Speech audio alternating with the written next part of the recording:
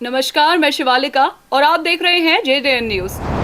मुख्यमंत्री के गृह चंपावत जिले के लोहाघाट में आयोजित कांग्रेस की परिवर्तन रैली में प्रदेश अध्यक्ष गणेश गोदियाल ने राज्य सरकार पर जमकर हमला बोला। उन्होंने मुख्यमंत्री के आदर्श जिले मॉडल को ढकोसला बताते हुए विकास कार्यों पर कई सवाल उठाए हैं। दरअसल रामलीला मैदान में आयोजित रैली को संबोधित करते हुए गोदियाल ने लोहाघाट विधायक खुशहाल सिंह अधिकारी के कार्यों की सराहना की और कहा कि विपक्ष में रहते हुए भी उन्होंने क्षेत्र के विकास कार्यों में कोई कमी नहीं छोड़ी। आपको बता दें, गोदियाल ने कहा कि यदि प्रदेश में कांग्रेस की सरकार बनती है तो अग्निवीर योजना को समाप्त कर नियमित भर्ती प्रक्रिया शुरू की जाएगी। उन्होंने स्वतंत्रता संग्राम सेनानी कालू सिंह महरा को भी श्रद्धांजलि अर्पित की। इतना ही नहीं, रैली में धारचूला विधायक हरीश धामी, वरिष्ठ कांग्रेस नेता भागीरथ भट्ट सहित हजारों कार्यकर्ता और समर्थक मौजूद रहे। वहीं इस दौरान कई भाजपा कार्यकर्ताओं ने भी कांग्रेस की सहभागिता ग्रहण की। साथ ही सभा के दौरान बिजली आपूर्ति बाधित होने पर गोदियाल ने आरोप लगाया है कि उनकी आवाज जनता तक ना पहुंचे, इसीलिए जानबूझकर बिजली काटी जाती है। वहीं उन्होंने इसे लोकतांत्रिक मूल्यों के खिलाफ बताया है। वैसे तो मुख्यमंत्री के रूप में पूरे उत्तराखंड में उनका प्रभाव होना चाहिए, लेकिन हमें इस बात से फर्क नहीं पड़ता कि मुख्यमंत्री के इलाके से हम क्यों जो आपने हमारे लिए सब समान है। और मैं तो इस रूप में यहाँ शुरुआत करनी चाहिए कि मुख्यमंत्री जी जब चुनाव लड़ रहे थे उन्होंने कहा कि हम चंपावत जिले को स्विट्जरलैंड में तब्दील करेंगे। मैं ये पूछने आया था कि क्या क्या उन्होंने जिले को स्विट्जरलैंड बनाने के लिए क्या क्या विकास के कार्य यहाँ पर किए। मुझे स्वास्थ्य सेवाओं के बारे में बताया गया कि पहले से बहुत बदतर स्थिति में स्वास्थ्य सेवाएं चली गई।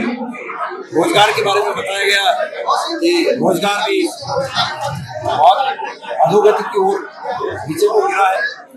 मुझे ये भी बताया गया कि मुख्यमंत्री जी का स्विट्जरलैंड बनाने की दिशा में एक ही कदम था कि शराब के एक दुकानों के पीछे दो चार और नई दुकानें खोली थी, जिनको हमारे स्थानीय विधायक ने उनकी इस योजना को सफल नहीं होने दिया। शराब के चलन पर कंट्रोल करने की विधायक जी की भूमिका के चलते हमारे मुख्यमंत्री जी ये काम भी नहीं कर पाए।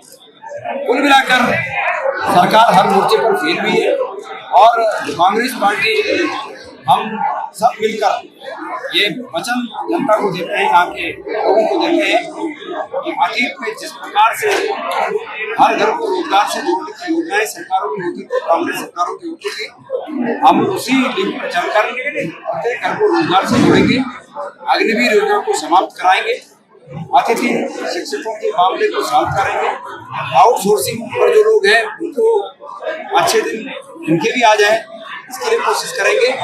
साथ साथ में OPS लागू करेंगे। ये सब बातें आज मैंने मंच से कही हैं। मैंने लोगों को याद दिलाया कि अतीत में आपसे कहा गया कि बहुत ही हुई महंगाई की मार और हमारे विपक्ष ने कहा कि अब की बार उनकी सरकार, लेकिन उसका हाल ये है कि आज सोना 1,80,000 तोले पर पहुंच गया और कोई भी माँ बाप खुशी अपनी बेटी को शगुन शादी में शगुन 4 तोला गहने के रूप में दे सके, इसके लायक सरकार को किसी को नहीं। ये सब विडम्बनाएं हैं। इन विडम्बनाओं को दृष्टिगत रखते हुए मैंने आह्वान किया है कि इन विसंगतियों को, इन विडम्बनाओं को यदि ठीक करना है तो उसका एक ही हल है और वो है परिवर्तन।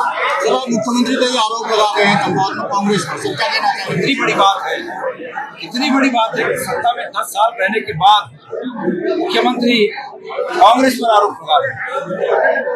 आप समझ सकते हैं कि अगर वो 10 साल सत्ता में रहकर कांग्रेस पर आरोप लगा रहे हैं तो फेल है। आप समझ सकते हैं कि वो गणेश गोदियाल जैसे व्यक्ति पर वसूली अभियान मोर्चा धाकड़ धामी पेज से अनाप शनाप झूठ स्थापित कर रहे हैं तो सत्ता चलाने के मामले में फेल है। तो ये उनके फेलियर का संकेत है, ये उनके फेलियर का प्रमाण है कि वो 10 साल सत्ता में रहने के बाद आज कांग्रेस पर आरोप लगा। तो 2027 में परिवर्तन होगा निश्चित रूप में।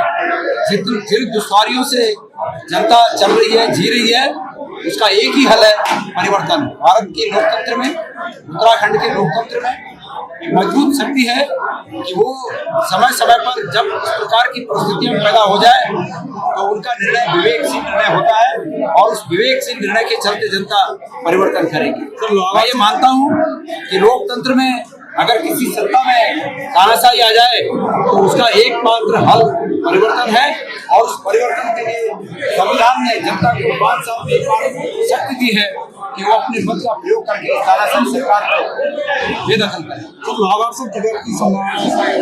हमारे वर्तमान में विधायक है और जहाँ वर्तमान में विधायक है, मैं आपसे निवेदन करना चाहता हूँ आप ऐसे प्रश्न कोई कराइए। ये खबर आपके लिए तैयार की है चंपावत से हमारे संवाददाता महेंद्र सिंह बिष्ट ने। ऐसी ही तमाम बड़ी खबरें जानने के लिए देखते रहिए JJN न्यूज। धन्यवाद।